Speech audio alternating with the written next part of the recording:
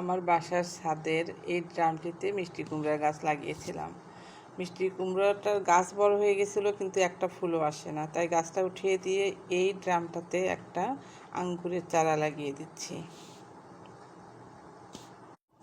এই ড্রামের মাটিতে, পুরাতন মাটিতেই আমি কিছু কম্পোস্ট মিশিয়ে নিয়েছি। তারপর ছাই, অ্যাপসন সল্ট, কার্বন ডাইজিং গ্রুপের ছত্রাকনাশক আর বায়োডার্মা মিশিয়ে উপরে ছিটিয়ে দিয়েছি। মাটির সাথেও কিছু মিলিয়ে দিয়েছি। এর মধ্যে আমি গাছটা লাগিয়ে দেব। বিসমিল্লাহ। আমার এই কাজে সহযোগিতা করছে আমার হাজব্যান্ড। গাছটা লাগানো হয়ে গেল। অবশিষ্ট যে ছাইটুকু ছিল, মিলানো ছাইটুকু, সেটুকু দিয়ে দেওয়া হলো।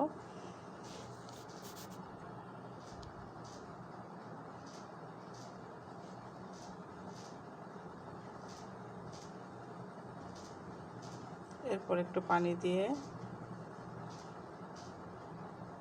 একটা খুঁটি দিয়ে একটু গিট্টু দিয়ে দিলাম, যেহেতু লতানো গাছ। এরপরে কার্বন ডাইজিং গ্রুপের ছত্রাকনাশক আর একটু অ্যাপসন সল্ট মিশিয়ে স্প্রে করে দিচ্ছি। এরপর আল্লাহ ভরসা। আলহামদুলিল্লাহ। দেখি, অনেক দিনের শখ ছিল যে একটা আঙ্গুরের চারা লাগিয়ে দেব। দেখি কি হয়। সবাই দোয়া করবেন, পাশে থাকবেন।